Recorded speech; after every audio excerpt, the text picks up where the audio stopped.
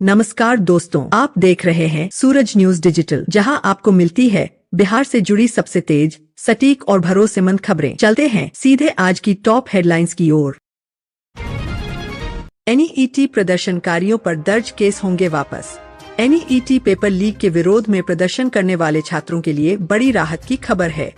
सरकार ने 26 जुलाई शाम 6 बजे तक दर्ज सभी मामलों को वापस लेने का फैसला किया है। साथ ही गिरफ्तार सभी छात्रों को जल्द रिहा करने का भी ऐलान किया गया है। आम्स दरभंगा एक्सप्रेसवे का निर्माण तेजी से जारी। बिहार में आमस से दरभंगा तक बनने वाले ग्रीनफील्ड एक्सप्रेसवे का निर्माण तेजी से चल रहा है। करीब 500 मजदूर इस परियोजना में काम कर रहे हैं।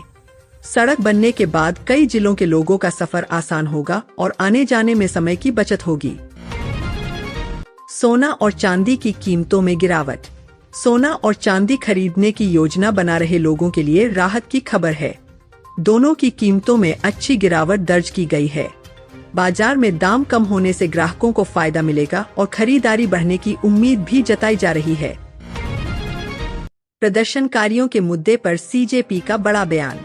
प्रदर्शनकारियों को राहत देने के मामले में सीजेपी ने सुप्रीम कोर्ट की शर्तों पर नाराजगी जताई है। पार्टी का कहना है कि सरकार उनकी सभी मांगों को बिना किसी अतिरिक्त शर्त के पूरा करे। हालांकि दूसरी राहत मिलने पर उन्हें कोई आपत्ति नहीं होगी। रसोई गैस आयात को लेकर सरकार की नई योजना।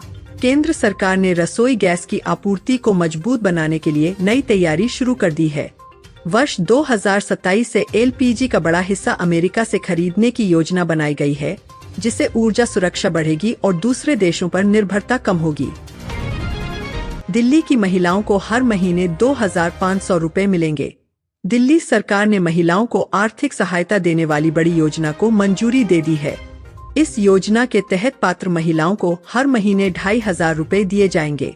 सरकार का कहना है कि इससे महिलाओं को आर्थिक रूप से मजबूत बनाने में मदद मिलेगी। बिहार के स्कूलों में शनिवार को रहेगा हाफ डे।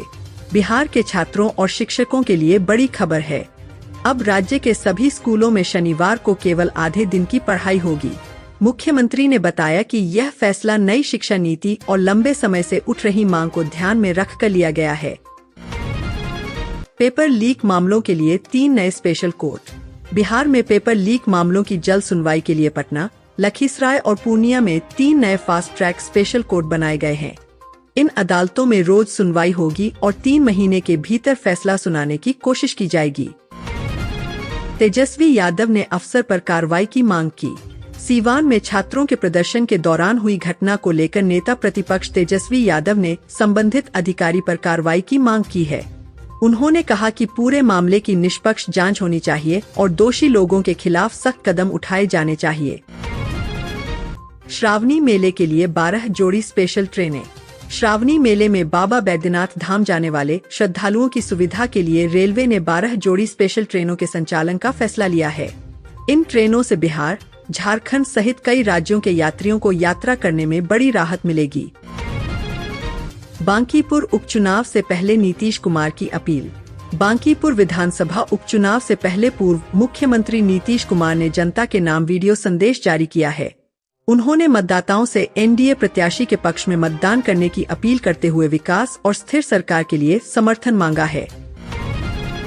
तेज प्रताप यादव की जमानत पर फैसला सुरक्षित। तेज प्रताप यादव की जमानत याचिका पर अदालत में सुनवाई पूरी हो गई है। दोनों पक्षों की दलीलें सुनने के बाद कोर्ट ने अपना फैसला सुरक्षित रख लिया है। अब इस मामले की अगली सुनवाई 1 अगस्त को होगी। बीपीएससी TRE-4 भर्ती प्रक्रिया में बड़ी उम्मीद। बिहार में शिक्षक बनने की तैयारी कर रहे युवाओं के लिए अच्छी खबर है। शिक्षा विभाग ने भर्ती से जुड़ा प्रस्ताव सामान्य प्रशासन विभाग को भेज दिया है। अब अभ्यर्थियों की नजर मुख्यमंत्री की मंजूरी और आगे की प्रक्रिया पर टिकी हुई है।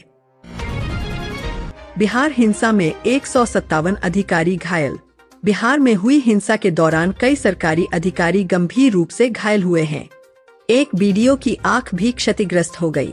पुलिस ने कार्रवाई करते हुए अब तक 350 लोगों को गिरफ्तार कर जेल भेज दिया है और जांच जारी है। मदरसा शिक्षकों का पूरा ब्यौरा होगा ऑनलाइन। बिहार सरकार ने राज्य के सभी मदरसा शिक्षकों का पूरा विवरण ई शिक्षा कोष पोर्टल पर अपलोड करने का निर्देश दिया है। सभी जिला शिक्षा अधिकारियों से तय समय के भीतर जरूरी जानकारी उपलब्ध कराने को कहा गया है। पूर्णिया में 2 बसों की टक्कर, कई यात्री घायल। पूर्णिया जिले के मीरगंज थाना क्षेत्र में 2 बसों की टक्कर से कई यात्री घायल हो गए। घायलों को तुरंत अस्पताल में भर्ती कराया गया। पुलिस ने बस को जब्त कर फरार चालक की तलाश शुरू कर दी है।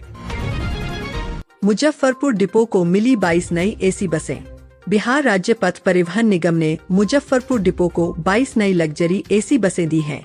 इन बसों के शुरू होने से दिल्ली, कोलकाता, रांची, देवघर और कई अन्य शहरों के लिए यात्रियों का सफर पहले से अधिक सुविधाजनक होगा।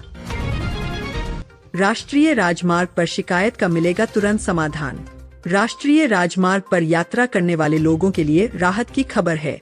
अब NHA पर शिकायत दर्ज होते ही संबंधित टीम तुरंत मदद के लिए सक्रिय होगी, जिससे यात्रियों की समस्याओं का जल्दी समाधान किया जा सकेगा।